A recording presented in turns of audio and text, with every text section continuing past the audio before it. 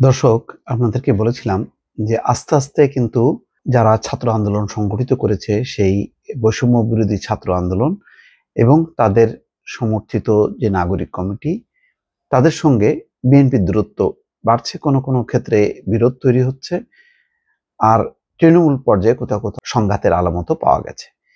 এর মধ্যে একটি ঘটনা ঘটেছে, সেটা হচ্ছে যে কাউন্সিলর, সিটি এবং পৌরসভার যে কাউন্সিলর, তাদেরকে যে সরকার বরখাস্ত করেছে, সেই কাউন্সিলররা তাদের পুনর্বহাল দাবি জানিয়েছে।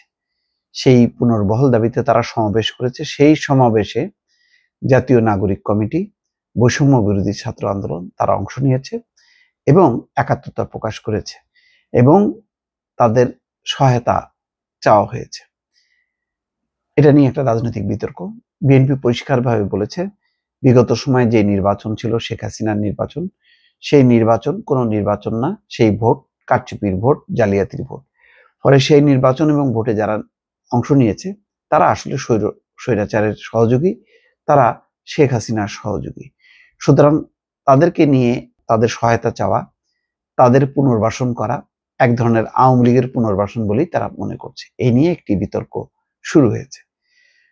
প্রথম আলোতে এই বিষয়ে একটি রিপোর্ট যে নতুন রাজনৈতিক দল গঠনে সারা দেশের সব সিটি কর্পোরেশন এবং পৌরসভার অপসারিত কাউন্সিলরদের সর্বোচ্চ সহযোগিতা চেয়েছে জাতীয় নাগরিক কমিটি।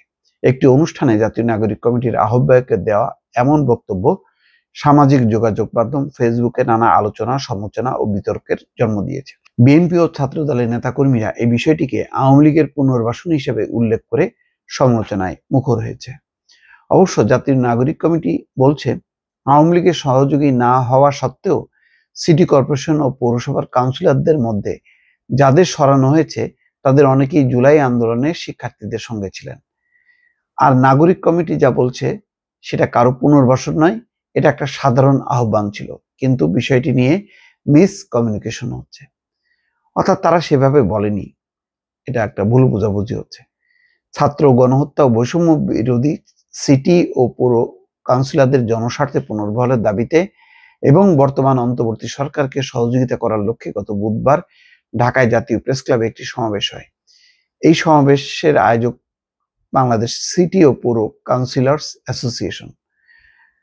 সমাবেশে জাতীয় নাগরিক কমিটি, বৈষম্য বিরোধী ছাত্র আন্দোলনের নেতারা বক্তব্য দেন। মূলত এই সমাবেশে জাতীয় নাগরিক কমিটির আহ্বায়ক নাসিরউদ্দিন পাটোয়ারি ও মুখ্য সংগঠক সার্জিস আলমের বক্তব্য নিয়ে সমালোচনা শুরু হয়। এই সমাবেশে বৈষম্য বিরোধী ছাত্র আন্দোলনের আহ্বায়ক হাসনাত আব্দুল্লাহ বক্তব্য দেন। সমাবেশে সংহতি জানিয়ে বক্তব্য দেন জাতীয় নাগরিক কমিটির আহ্বায়ক নাসিরউদ্দিন পাটোয়ারি। তিনি বলেন, জাতীয় নাগরিক কমিটির উদ্যোগে বৈষম্য বিরোধী ছাত্র আন্দোলনের নেতৃত্বে যে নতুন রাজনৈতিক দল আসছে, সেই দলে আমরা আপনাদের সর্বোচ্চ সহযোগিতা কামনা করছি। আমরা আশা করি সেই রাজনৈতিক দলে আপনাদের এই ত্যাগ তিতিক্ষা আমরা মূল্যায়ন করব। জনতা এবং মানুষের মধ্যে যে ভাতৃপ্রতিম সম্পর্ক, সেখানে আমরা আপনাদের পাশে পাবো আশা করি। এই কমিটমেন্টের মধ্যে যেতে পারলে বাংলাদেশে একটি শক্তিশালী দল আমরা উপহার দিতে পারবো। তার মানে এক ধরনের পরোক্ষভাবে তাদেরকে আহ্বান করা যে তোমরা আমাদের দলে আসো। অন্যদিকে সার্জিস আলম বলেছেন যে জনগণের ম্যান্ডেট নিয়ে যারা কাউন্সিলর নির্বাচিত হয়েছেন তারা জনগণের প্রতিনিধি হিসেবেই থাকুক। ফ্যাসিস্টদের সময় প্রত্যক্ষ বা পরোক্ষভাবে তাদের সহায়তা যারা করেছে, আমরা যদি এমন কাউকে আপনাদের ওই লিস্টে দেখি তাহলে মনে রাখবেন আপনারা আপনাদের জায়গা থেকে আমাদের সঙ্গে ওই কমিটমেন্টের বিরুদ্ধে চলে যাবেন। জাতীয় নাগরিক কমিটির নেতাদের ওই বক্তব্য ফেসবুকে ছড়িয়ে পড়লে ব্যাপক সমালোচনা হয়। বিএনপি নেতা ইশরাক হোসেন ফেসবুকে লিখেছেন, খুনি হাসিনার ফিল্ড কমান্ডার এবং জুলাই আগস্টের গণহত্যায় সরাসরি অংশগ্রহণকারী ওয়ার্ড কাউন্সিলরদের পুনর্বহালের দাবি জানানো শহীদদের রক্তের সঙ্গে সরাসরি বেইমানি করা। আশ্চর্য হয়ে দেখলাম, যারা খুনিদের বিরুদ্ধে লড়াই করেছে তাদের কেউ কেউ এখন কাউন্সিলর পুনর্বাসন চাচ্ছে। এই সিদ্ধান্ত বাস্তবায়ন করার আগে আমাকে লাশ বানিয়ে তার উপর দিয়ে যেতে হবে। খুবই কঠিন প্রতিক্রিয়া দর্শক। এখন এই অবস্থার মধ্য দিয়ে আসলে নতুন একটি বিতর্ক, নতুন একটি সন্দেহ যে এই নাগরিক কমিটি এবং বৈষম্য বিরোধী ছাত্র আন্দোলন তাদেরকে সরকার কি পৃষ্ঠপোষকতা করছে, কেউ কেউ সংগঠিত করছে নেপথ্যে, তারাই কি বিএনপির বিকল্প একটি রাজনৈতিক দলকে মাঠে আনছে? নানান প্রশ্ন ঘুরপাক খাচ্ছে অনেকের মধ্যে।